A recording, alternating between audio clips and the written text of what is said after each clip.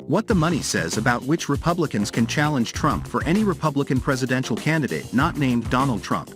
Making the first primary debate on August 23 in Milwaukee is an essential obstacle to overcome. It provides the first, and for many candidates maybe the only, opportunity to get their voices heard on the national stage. It remains to be seen if Trump will show up for the debate, which will air on Fox News, but many of the candidates are getting creative and stretching campaign finance law to make the cut. The Republican National Committee set minimum viability requirements that numerous candidates are having trouble meeting.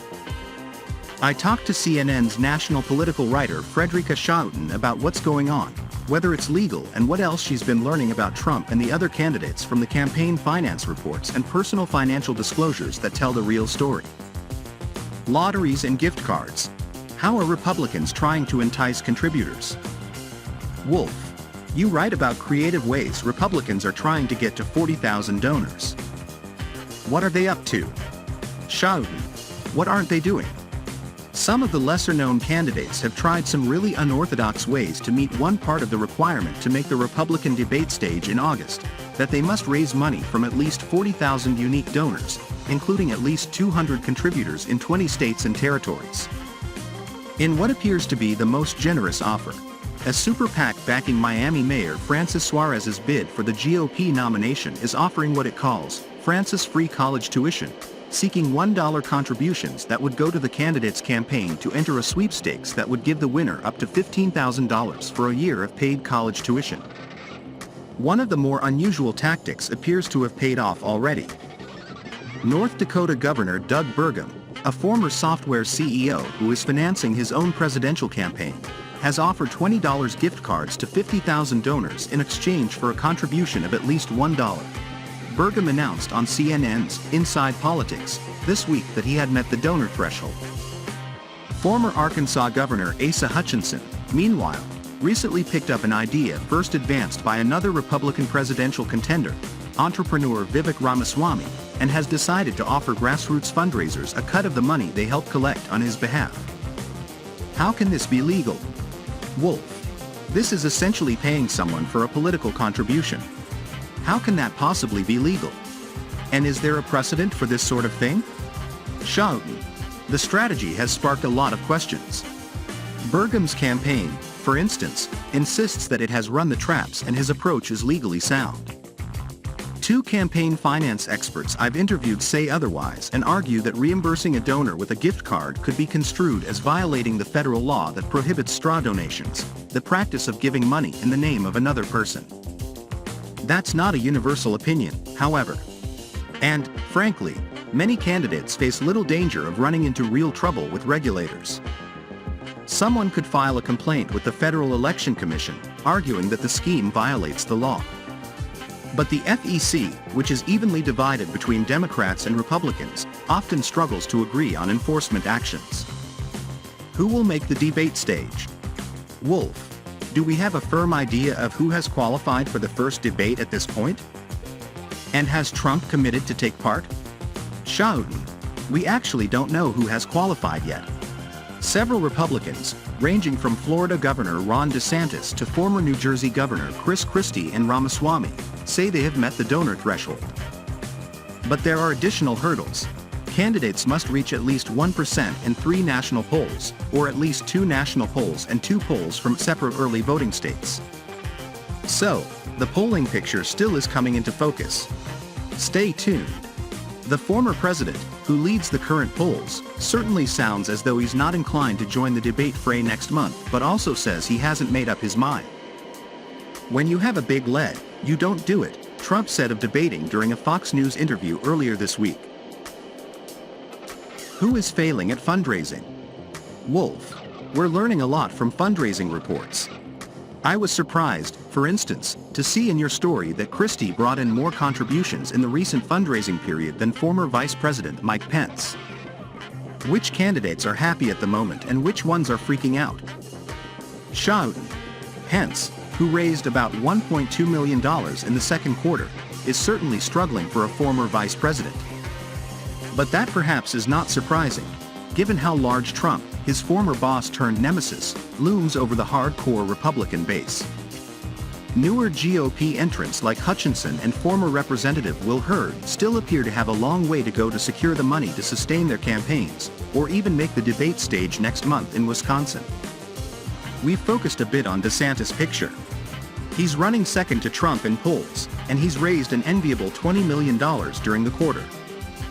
But about $3 million of that is general election money that can't be spent for the primary.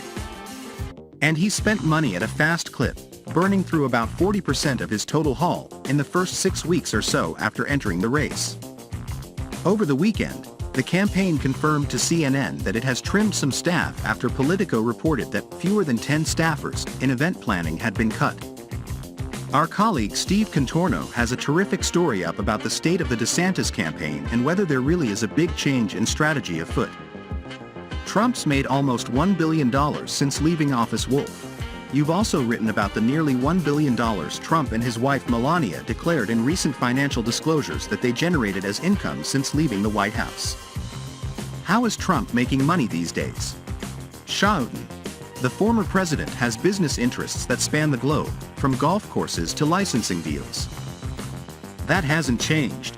What I personally found interesting about the recent disclosure was how lucrative some of his speaking engagements have been. Trump made $2.5 million to provide celebrity commentary at a pay-per-view boxing match, for instance. Meanwhile, Melania Trump was paid $155,000 to give a speech in 2021 to a pro-Trump super PAC, something that had not been clearly disclosed on the super PAC's filings at the time. What is going on with Biden? Wolf. CNN reported last week that some Democrats are nervous about how seriously President Joe Biden is taking his re-election campaign. What does the fundraising data suggest? Schouten.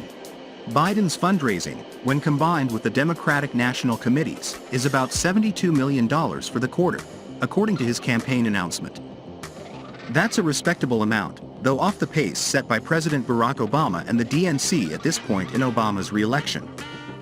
The filings, however, show Biden spent very little money, which is certain to deepen the angst among some Democrats about his preparedness for re-election. He had, for instance, just 4 staffers on the campaign payroll as of June 30th. DeSantis, by contrast, had some 90 people on his campaign team. Possibly tempering Democrats' worries. As the sitting president, the DNC can operate in support of his re-election, so the party's staffing and resources benefit Biden. And there's still a crowded field of Republicans who have to battle each other in the months ahead for the right to face Biden next fall. How is this reporting done? Wolf. Finally, how does CNN go about reporting on this data? I'm routinely impressed by the details you and our colleagues like David Wright suss out of these reports. What are the broad strokes of how you go about it, and what are the new challenges in this election? Schouten. With lots of coffee and little sleep. Well, more seriously, we have a plan each filing day about the storylines we need to pursue. David is often on the lookout for the reports landing on deadline and grabbing the top-line numbers that help show the overarching picture, while I might do a little more digging into individual filings. We have to be really responsive to any breaking news we see in the reports, and often will write individual stories about interesting developments. A day later, we usually publish a broad takeaway story to give our audience a sense of all the major headlines in presidential and congressional races. And then we'll keep digging some more. Luckily, a colleague on CNN's data visuals team, Alex Leeds Matthews, has joined us to do some more data analysis. Her number crunching led to an interesting graphic published earlier this week that details how much Trump's campaign has benefited financially from his legal troubles this year.